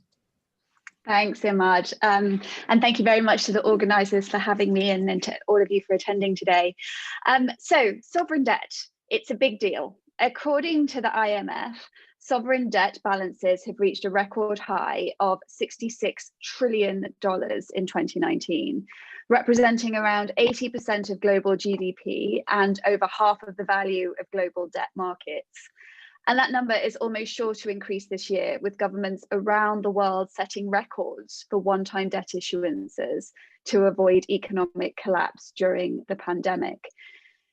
In general, markets consider sovereign debt to be less risky than private debt because, unlike private parties, sovereigns can use their power to tax to raise the capital necessary to repay their obligations. And so sovereign debt represents the bulk of holdings by investment managers, pension funds, and private investors worldwide. In short, it really does underpin the global financial sector and is viewed as a safe harbor for cash. And of course, there are a number of mechanisms available to sovereigns at risk of defaulting on their debt that are not available to private borrowers, such as loans from international financial institutions, such as the IMF or the World Bank, or intergovernmental working groups of creditor countries like the Paris Club. But this assistance often comes with strings attached, which can impact private creditors' rights. And as we will see, these strings are a frequent source of complaint in investment treaty arbitration, and also really underline the highly political nature of these disputes. Sovereign debt arbitrations have not been without their challenges, and I'm going to plan to speak to some of those today. Before I do so, I'm just going to run through a few different scenarios in which sovereign debt has been at issue in investment treaty arbitrations. So the first scenario involves the sovereign creditor's inability or unwillingness to pay their debt. And the first known investment treaty arbitration involving sovereign debt was FedEx and Venezuela. And the tribunal there found that Venezuela's failure to pay certain promissory notes violated its FET obligation and ordered the state to pay the principal and interest under the original terms of the notes. We had a similar situation, albeit on a much vaster scale, in Argentina, as Gerard has already previewed. In 2001, in the context of the massive financial crisis in Argentina, it defaulted on around $93 billion of debt. Two restructurings took place in 2005 and 2010. However, around 7% of bondholders refused to agree to the new terms. And groups of these so-called holdout bondholders brought three arbitrations, Abaclat, Ambiente, Alemani, alleging violations of the expropriation, FET, and national treatment provisions of the Argentina-Italy BIT. And Argentina ultimately settled those cases after receiving, for Argentina, unfavorable decisions on jurisdiction. The second scenario arises out of unilateral changes to the terms of a sovereign debt obligation. And again, Gerard has previewed Poštova Banka and Greece, in which I acted as counsel. The claimants in that case challenged the Greek debt restructuring that arose out of that resulted from Greek legislation that retroactively and unilaterally amended the terms of sovereign bonds that had been issued by the Greek government to insert a collective action clause in the context of negotiations over a restructuring of Greece's debt. Collective action clauses, or CACs, permit a supermajority of bondholders to agree to restructuring terms on behalf of all bondholders. And that's exactly what Greece did with its retroactive legislation. At the time, it was a completely unprecedented move, although, as we'll see, it's becoming much more common in sovereign debt issuances. And we argued that Greece's actions constituted expropriation, an FET violation, an umbrella clause violation, and discrimination, because some of Greece's sovereign debt at the time was not governed by Greek law, it was governed by English law, and therefore was unaffected by the legislation imposing the CACs. And the tribunal ultimately dismissed that case for lack of jurisdiction, as Gerard has mentioned. A tribunal is set to issue a merits award sometime next year in the context of another unilateral restructuring. And in February 2020, a majority of the Icdr tribunal, excuse me for my just terrible pronunciation of the claimant's name, Adamakopoulos and Cyprus, found that it had jurisdiction over the claims brought by a number of European holders of deposits in a state-run bank in Cyprus. In the context of negotiations with the so-called Troika arising out of its 2012 financial crisis, Cyprus had imposed a haircut on those bank holdings, which the claimants alleged were arbitrary and discriminatory. And finally, the third scenario arises out of the collapse in value of the government's debt obligation as the result of a long-standing failure to pay. And that's the situation in Gramercy and Peru, a pending case in which Debevoise represents a claimant investment manager who specializes in emerging markets.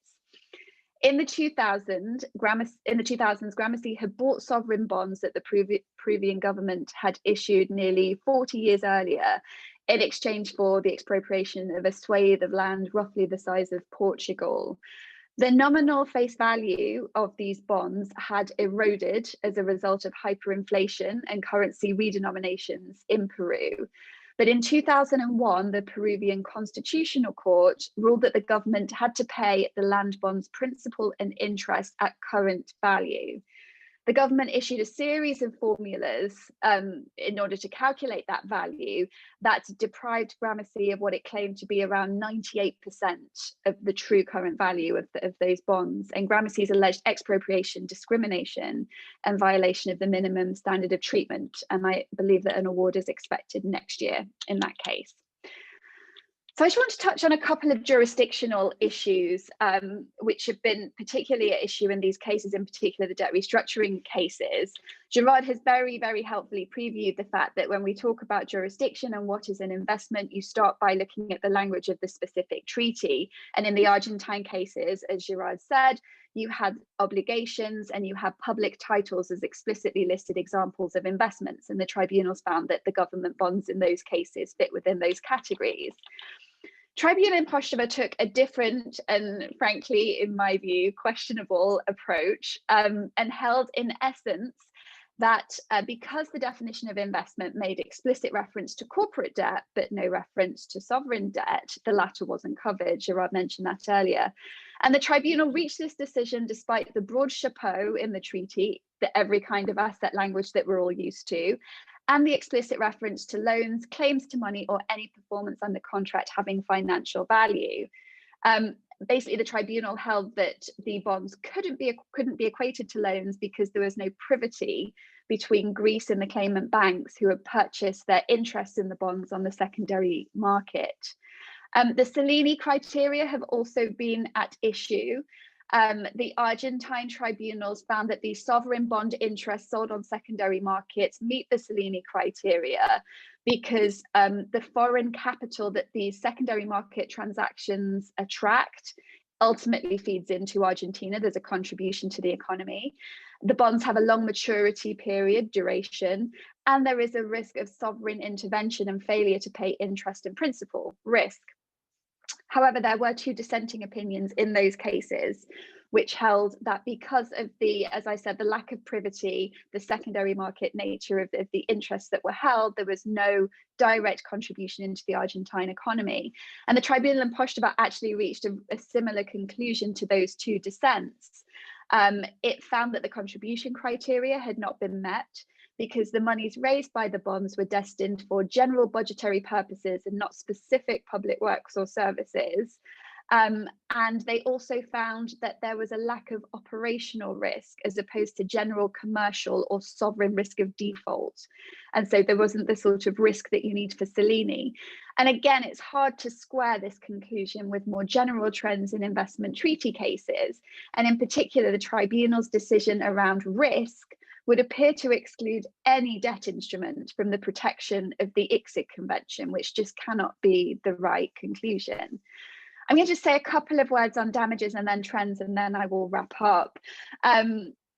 So we still don't have a decision on damages in a sovereign debt case. As I said, the Argentine case is settled. Postova was dismissed on jurisdiction. The Cyprus case, I'm not even going to try and pronounce the claimant's name again, is headed towards the merit space. So perhaps we will see one soon, and the same in Gramercy. But there's two broad options in sovereign debt cases. Are you going to go for your sort of intrinsic value or face value and just claim the full principal and interest amount under the terms of the loans, of the bonds?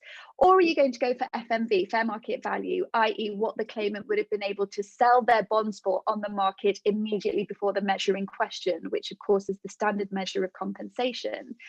As I said, it's underdeveloped. We're going to have to wait and see what happens. And given the time that I have left, I'm not going to make a landing as to which is the best approach. I might just mention that the measure may well depend upon the alleged breach. Gerard has mentioned already British Caribbean Bank and Belize. The tribunal in that case reached a very interesting decision where they refused to award damages for expropriation of the loan because they found that the claimant had failed to provide evidence or to establish what the fair market value of the loan was. They hadn't argued, you know, the claimant would be able to obtain this much money if they sold the loan on the market. However, the tribunal then went on to award face value damages for the claimant's FET claim, applying the general Horsov standard of full reparation. An umbrella clause claim, of course, might complicate matters further, but it's something to think about when thinking about what damages you're going to claim in these cases. Finally, I'm just going to close with a brief word on potential future trends in public debt cases. So first and foremost, the economic fallout of the coronavirus could well lead to further debt restructurings. I think we've already seen some this year, including in Argentina again. New debt issuances, I mentioned this already, increasingly include collective action clauses that will reduce the power of holdouts. But issuances without such protections for creditors could lead to further claims. Second, funds like Gramercy that specialize in emerging markets may continue to turn to investment arbitration to secure payment upon distressed assets, including government bonds where government negotiations fail.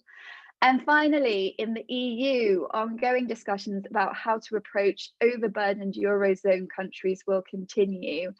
There can be no doubt that claims premised upon EU mandated or approved measures, such as the Greek bailout, are one of the main reasons for the current backlash in Europe against investment treaty arbitration, including ACMEA. And of course, these more general arbitration trends will continue to impact trends in the banking and finance sector too. So I'm going to close there and hand back to Imad after a whistle-stop tour of sovereign debt. Thank you, Samantha. That's really helpful. We have a couple of minutes, and I would, welcome any comments that the panelists may have in light of both Gerard and Sam's discussions, because it does raise some really interesting issues. Specifically, at least for me, the Cellini test raised some really interesting issues in jurisdiction. But Michail, you have a comment? Yeah, a very short comment, a footnote, if I may say. It is definitely true that the restructuring of the Greek debt in 2012 was unilateral in the sense that there was no agreement between the Greek government and the bondholders. But it was multilateral in another sense because it was implemented on the basis of a broad consensus between the EU, represented by the EU Commission and the European Central Bank, and the International Monetary Fund. And one can see that, for example, on the Euro Summit statement of 26 October 2011. And this multilateral political dimension was absent in the case of Argentina. Just thought worth clarifying that. Thank you. Yeah, absolutely. And I think that there was a very strong feeling among the team representing Postova Banka against Greece that political context very much fed into the decision on jurisdiction, which, as I said, in some respects was frankly really out of line with more general trends in investment treaty case law. Anything else from the group before we proceed to Michail, actually, as our third speaker? Just as a reminder to the audience, please feel free to post your questions that I'll keep an eye out for. But with that, having heard a general overview of types of disputes from Gerard and a more detailed analysis of sovereign debt instruments as one of the circumstances that give rise to these claims, we want to move on to a bit more detailed discussion of the types of standards of investment protections that might get implicated. Now, Samantha mentioned a number of different ones, including expropriation, umbrella clause, FET, things along those lines that we generally see in investment arbitration. And of course, as a claimant, you want to bring as many as potentially possible and relevant. However, Michail Risvas, who's the assistant professor at IU University in Madrid, will discuss with us discrimination claims specifically in banking disputes before investment tribunals. So, Michail. Thank you very much, Imad. I would also like to thank the organizers for the invitation to participate in a webinar on such a highly interesting and topical subject. Now, as Imad already mentioned, I will speak for the next 10 minutes or so about discrimination in banking disputes. I'm also currently working on a book on discrimination in international investment arbitration, which is based on my doctorate completed at Oxford University. Gerard just gave us a fantastic overview of the universe of financial disputes before international arbitral tribunals. And it is fair to say that the majority of investment treaty cases do involve allegations of discrimination. So this is an issue of practical importance, and as I will explain in a bit, of significant theoretical difficulty. At the same time, I have seen that in my practice representing investors in treaty arbitrations, discrimination claims are often the most emotional claims. Expropriation might be devastating, especially in cases in which the foreign investor has been expelled from the country, but discrimination, or at least the perception thereof, leaves a strong and lasting sense of unfairness. The obligation not to discriminate against foreign investors is a treaty obligation. In other words, in the absence of specific bilateral or multilateral treaty commitments, there is no customary rule of international law requiring states to provide foreign investors treatment equal to the treatment they provide to domestic or other foreign investors. Now, this general rule is subject to exceptions. The most obvious exception is the customary law prohibition against racial discrimination. This is not only a jus cogens norm, but as the tribunal in von Pesselt versus Zimbabwe held, an erga omnes obligation. In general terms, one can find in investment treaties at least 5 distinct obligations of non-discrimination. First, the stereotypical obligation of non-discrimination is contained in what are called national treatment clauses. Such clauses prohibit a state from granting its own nationals treatment more favorable than the treatment accorded to foreign investors. Second, the other side of the national treatment obligation is the obligation against discrimination among foreign investors. Such obligation is contained in most favored nation or MFN clauses, which prevent a state from granting to foreign investors treatment more favorable than the treatment it grants to the investors from the state with which it has signed the investment treaty containing the MFN clause. Third, certain treaties also contain clauses prohibiting arbitrary and, or depending on the treaty, discriminatory measures. Fourth, a state can also breach the obligation to accord fair and equitable treatment by imposing discriminatory measures. And finally, as in most domestic legal systems, one of the requirements for lawful expropriation is that such expropriation is non-discriminatory. However, all these non-discrimination obligations are linked to and express the idea of equality. The concept of equality is extremely simple. The classic formulation given by Aristotle, treating like cases alike, is still accepted. For example, the tribunal in Levy versus Peru, a case to which I'll return in a bit, held, and I quote, that discrimination only exists between groups or categories of persons who are in a similar situation after having assessed on a case-by-case basis the relevant circumstances. For every concept, numerous different conceptions exist. Equality is no different. Hence, an additional set of value choices would be needed to implement equality. The choice of the primary value to be used as the criterion to determine relations of equality is itself value dependent. Yet, this is circular, and unsurprisingly, the concept of equality has come under attack as being an empty and tautological concept. The idea of equality enjoys universal acceptance precisely because it is formulated in such an abstract manner. People tend to agree on abstract concepts, but disagree on how these concepts are to be applied in concrete situations. And while very few would take issue with the value of equality in principle, what equality entails for specific cases is highly contested. Although such analysis might seem too theoretical, it has important practical repercussions, as one can see by studying the relevant case law of investment treaty tribunals.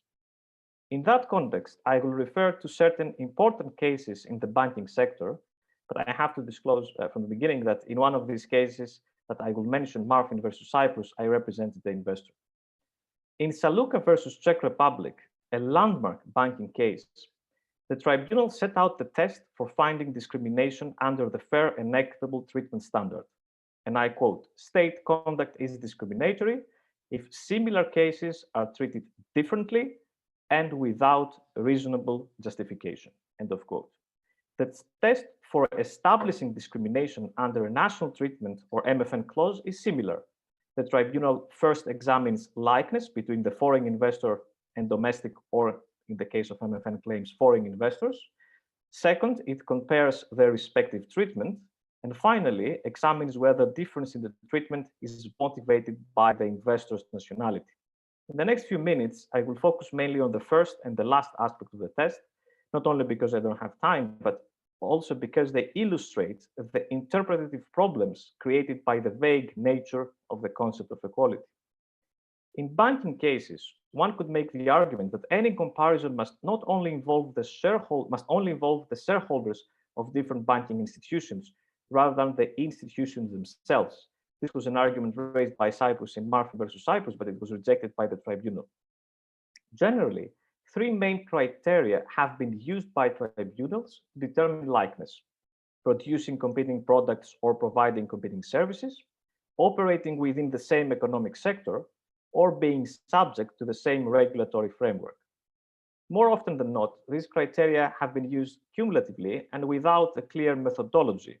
As I already argued, such uncertainty can be explained by reference to the conceptual nature of equality.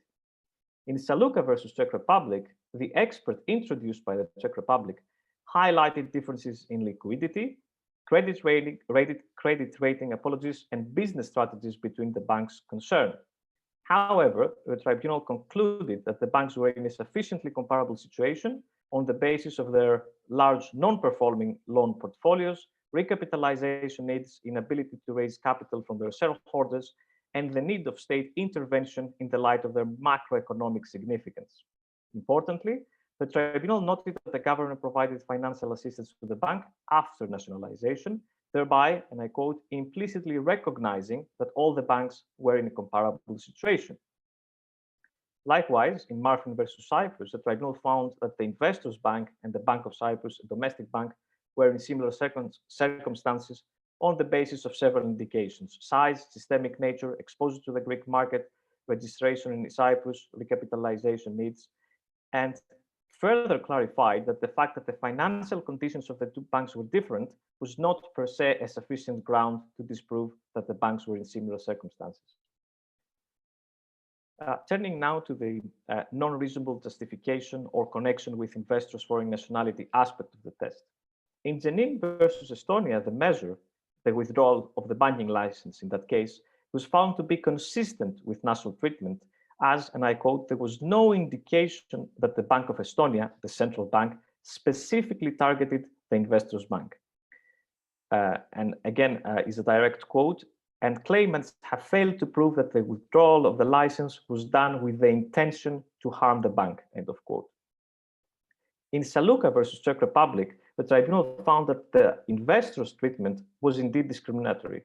However, the tribunal also emphasized that it was not its role, and again I quote, to second-guess the government's privatization policies, provided that the government complied with its obligation of non-discriminatory treatment. And in Martin versus Cyprus, the tribunal emphasized, and again I have a quote, because I think it's telling, that what matters is that Cyprus, as a sovereign state, agreed and by implication decided that the Bank of Cyprus would continue to exist while, like the Investors' Bank, would be resolved. Therefore, in relation to the last element of the non-discrimination test, investment tribunals seem to show substantial deference to states. This is not surprising, given that banking cases concern a highly sensitive and often politicized economic sector, and that the measures challenged before investment tribunals are often taken in the context of crisis and emergencies. In the beginning of my presentation, I highlighted that it is impossible to determine in abstract the content of non-discrimination, and I emphasized the crucial role of the choice of values to be prioritized. The case law of investment tribunals also demonstrates that what constitutes discrimination in banking cases is inevitably a fact-specific and value-dependent exercise. However, the benefits of international and regional cooperation in financial matters, rule of law consideration, the cyclical nature of financial crisis, the high stakes of regulatory mistakes, moral hazard issues, the risk of regulatory capture, as well as the difficulties in holding financial regulators accountable, all constitute important values that international investment tribunals should consider, I would say, when scrutinize domestic financial regulation. I realize that my time is up, but perhaps we can explore any of these issues further in Q&A. And with that, thank you very much. Thank you, Michail. Putting on my counsel for claimant hat for a second, it's always good to hear a little bit more about the discrimination standard of investment protection, just because it is rather tough to prove, and you don't get as many factual circumstances that easily lend themselves to the discrimination, either national treatment or MFN claims. So I'm glad that we got to, kind of dive into it a little bit, with not just with respect to the banking sector, but even more broadly, because it is, something that is at play. Although, as you mentioned, the factual situation is really important. But in the interest of time, I'm going to actually move on. And now putting on my hat as a counsel for respondent states, which I equally enjoy, I think it's important, and this group thought it was important to discuss with the audience, not only the types of claims that a claimant in the banking finance industry might be able to bring against a sovereign, but also understand the context on the ground with respect to host states that give rise to the regulatory challenges or measures that then result in investment claims against those states. Certainly, for the most part, these things are not completely arbitrary. There's something happening within the context of the host states that needs explanation, and it's day in court as well, of course. And so with that, we pass the baton on to Sarah Schröder, who's an associate with Clary Gottlieb in Paris, to discuss the very interesting defense of necessity as it has played out and might play out in these type of investment disputes in the banking and finance sector. So Sarah, all yours. Thank you very much, Ahmad. Can you hear me? Yes, so as you said, I guess last but not least, one of the topics that remain to be addressed is, as you said, what states can raise as defenses on the merits when they're faced with claims brought by banking or financial institutions. And in particular, when those claims are brought against measures that were adopted in the context of economic or financial emergencies. And in that particular context, states may want to raise what are called circumstances precluding the wrongfulness of their acts. And one of those circumstances that can be raised is the state of necessity. And it's the one on which I will indeed focus my presentation now. So the state of necessity as a circumstance precluding wrongfulness has been codified by the International Law Commission, as you know, in its articles on state responsibility, Article 25. And in that article, it specifies that necessity will preclude the wrongfulness of state conduct if certain threshold requirements are met. In particular, a state must face a grave and imminent peril that threatens one of its essential interests. Also, the conduct that was adopted by the state must really be the only way that the state had to safeguard this essential interest when faced with such a threat. And there are also other conditions, one of which is that the state must not have contributed to the situation of necessity. Interestingly, it was in the context of the so-called Argentine crisis that has already been mentioned previously of 2001 that really the limits of this plea of necessity were first tested in the context of investment arbitration. So I will really focus a little bit on those cases because they're really interesting, and they really are a good illustration of how investment tribunals that are faced with these pleas of necessity may really decide upon the issue, especially in the context of an economic or financial crisis. And in fact, those Argentine cases are also interesting because they really show how this issue is really very far from being resolved. Interestingly, actually, some of these tribunals were responding to claims that related to similar, if not exactly the same facts, brought under the same BIT, often the US-Argentina BIT, and nevertheless, they did not all adopt the same decisions. They even sometimes adopted very contradicting positions as to state of necessity. Before going more into the detail of those cases, just briefly, it was already mentioned, but just really a brief summary of that Argentine crisis. So as you may know, in the 90s, Argentina engaged in a major economic reform program that consisted of several measures, one of which was to peg the pesos to the US dollar at a parity of 1-to-1, and also to really try to attract foreign investment, particularly in the public utility sector, by offering long-term contracts to investors. And those contracts, for example, had advantages such as set tariffs in US dollars. And all these measures had really a positive impact for a while on the Argentine economy. However, unfortunately, after a few years, those measures, coupled with other factors, actually had the opposite effect.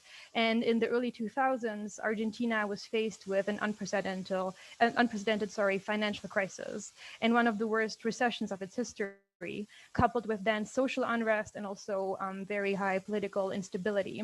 And this crisis peaked really in 2001 when Argentina defaulted on its sovereign debt. And then in December of 2001, Argentina implemented several measures in order to face that crisis.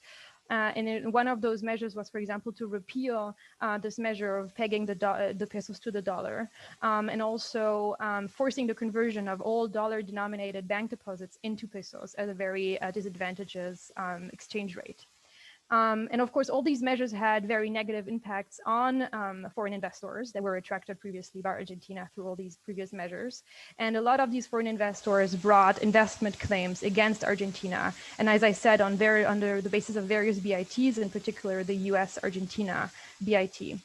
Actually, more than 35 cases were brought against Argentina. And in all of them, Argentina raised the necessity defense as a circumstance to preclude the wrongfulness of the measures that it had taken.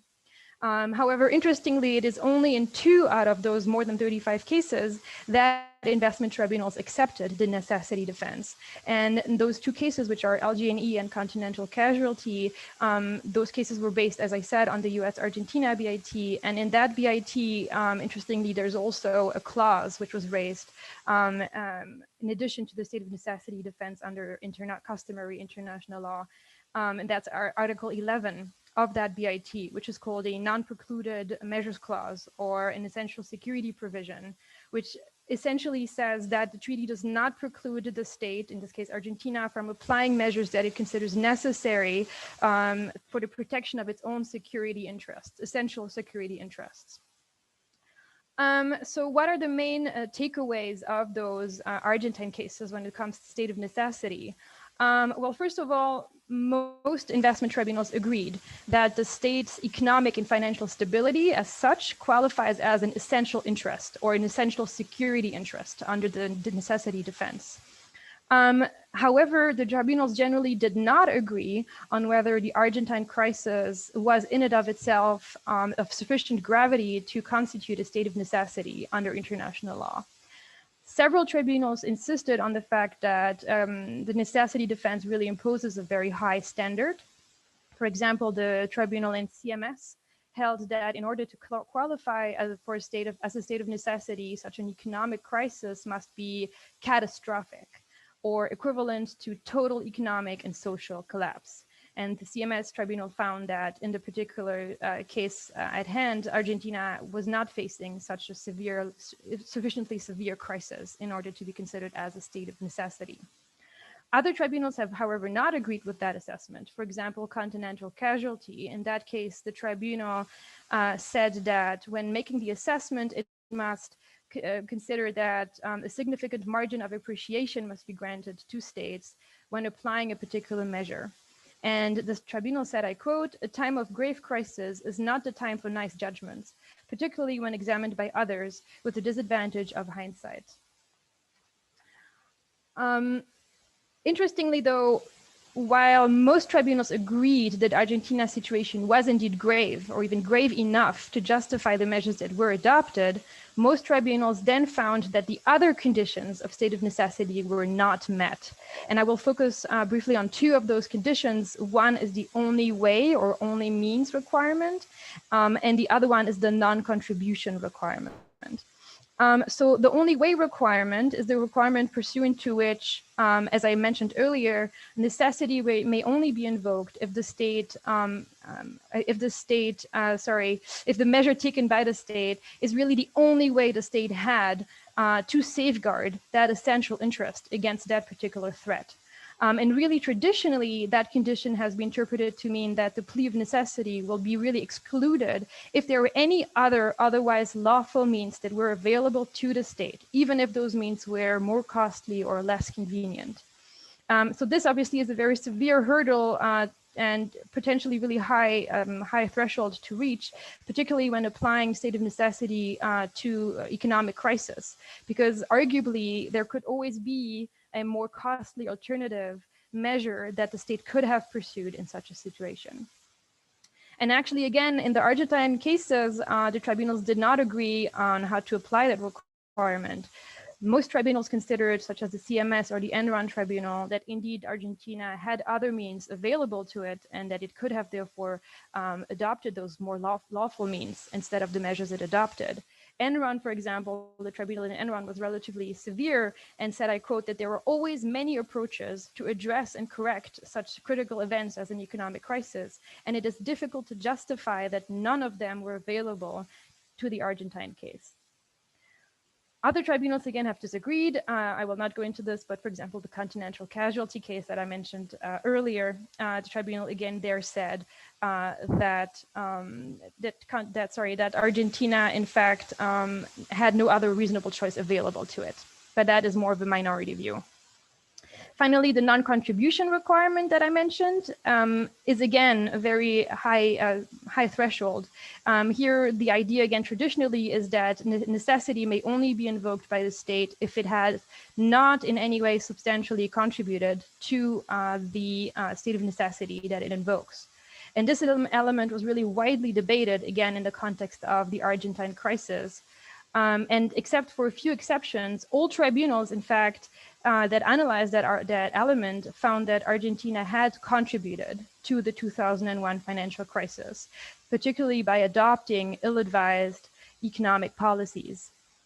One of the exceptions or tribunals that disagreed with that position was, again, the Continental Casualty Tribunal that found that and really stressed that Argentina's economic policies had in fact been supported by the international community, and that therefore Argentina's own conduct did not prevent it from invoking the plea of necessity.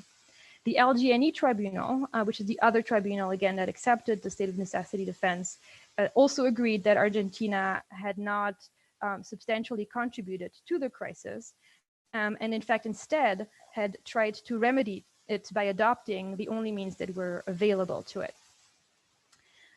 So in conclusion, I guess, out of all these cases, what could be said now is that it will be interesting to see how in the future, if there are indeed investment cases brought on the basis of the measures that were adopted by states to face the COVID-19 pandemic. The question will be if in such circumstances, in such cases, states do raise the state of necessity defense, how will investment tribunals indeed address that defense? I think one thing is for sure that the crisis that is faced by tribunals, or the impact that the pandemic, by states, the impact the pandemic has, for example, on the economy of certain states, clearly will meet the threshold of a threat to the state's essential interests. However, then the question will be how the requirements that are mentioned will be met or not in that particular context. For example, whether one can agree that the measures adopted by the states really were the only measures that were available to those states to face the pandemic, or whether we can actually say that the states really did not in any way substantially contribute to the crisis that they're faced. Anyway, everything has to be, we will see how it goes in the future. Absolutely. And with that, we have come to an end for this program. Thank you to everyone. Certainly, this is a rich topic which requires more discussion, I believe, in the future. But with that, I'll thank the audience. I'll thank all of our speakers and panelists for your great insights. Thank you. I would also thank Imad and the speakers as well. Have a good afternoon, and thanks for joining. The recorded version will be on the YNI site. Have a good afternoon, everyone. Thank you. Thank you. Bye-bye.